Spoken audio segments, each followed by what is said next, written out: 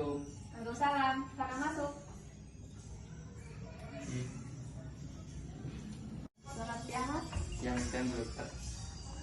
Dengan Mas siapa? Mas Farel. Mas Farel. Umurnya berapa, Mas? 29 tahun. 29 tahun.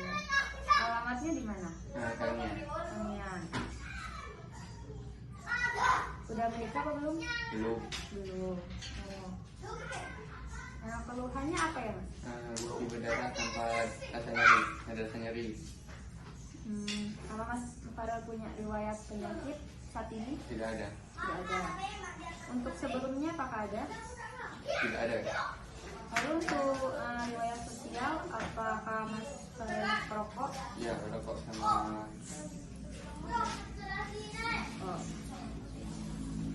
Jarang gigi. Oh, jarang sikat gigi. Kalau keluarganya ada punya riwayat penyakit juga nggak? Tidak ada. Oke. Jadi berdasarkan keluhan Masnya yaitu gusi berdarah saat menikah, namun tidak sakit, saya mendiagnosa itu adalah gingivitis. Apalagi Masnya itu kan perokok yang lebih rentan berisiko terkena gingivitis itu. Lalu untuk opsi perawatannya yaitu bisa dengan sikat gigi atau obat kumur saja, sama scaling atau menggunakan dental floss. Oke. Nah, jadi Mas, gingivitis itu biasa dikenal dengan radang pada gusi, yaitu keadaan giginya tidak terawat. Lalu gejalanya salah satunya itu pendarahan pada saat menikah, dan terasianya itu merupakan gejala awalnya. Lalu untuk prosesnya itu kan jarang menyikat gigi atau hanya pagi saja, juga merokok. Itu mengakibatkan penumpukan plak. Plak tersebut merupakan lapisan lepet bakteri yang terbentuk dari endapan sisa-sisa makanan di permukaan gigi. Ketika dibiarkan terlalu lama akan mengeras dan membentuk karang gigi. Kemudian akan memicu peradangan pada gusi. Bagaimana, Mas? Ya, baik.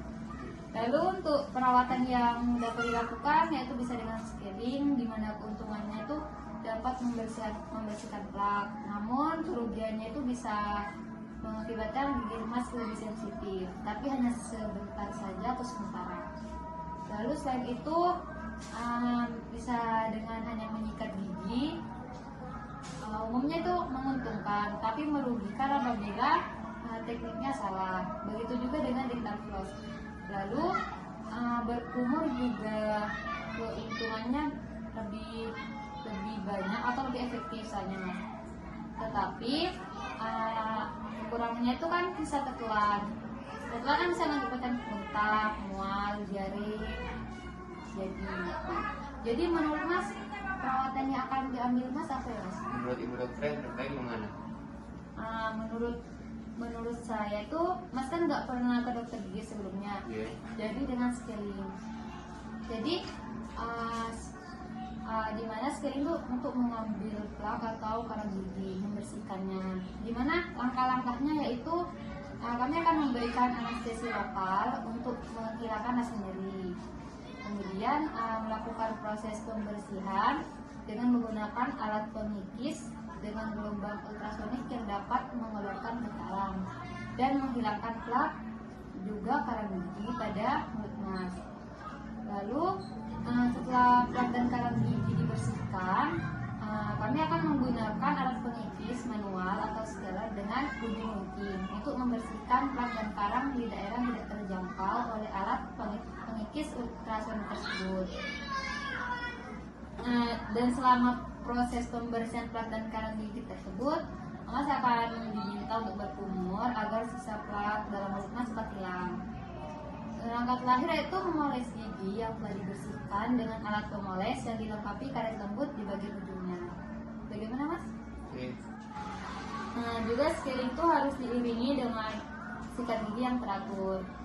Juga kalau perlu bisa menggunakan pembersih obat mulut atau obat kumur. Bagaimana, Mas? Oke. Nah, tapi untuk menunjang keberhasilan keberhasilan tersebut, nah, jadi Mas ada beberapa hal yang harus diperhatikan, seperti yang harus dilakukan sama yang dihindari. Nah, untuk yang dilakukan itu bisa dengan makan makanan yang bergizi, minum air yang cukup. Lalu untuk yang kemudian itu sikat gigi secara teratur. Mas kan sikatnya cuma pagi doang. Nah, kalau bisa pagi dan juga malam sebelum tidur. Nah, lalu untuk dihindari itu kebiasaan Mas itu kan merokok. Merokok itu kan berpengaruh buruk bagi kesehatan Mas dan juga bagi mulut Mas. Lalu kalau makan tuh yang harus dihindari itu yaitu makanan yang manis dan berminyak. Bagaimana Mas? Ya, untuk menurut Jadi karena Masnya setuju dengan scaling, maka Mas harus melakukan perawatan rutin minimal 6 bulan sekali ke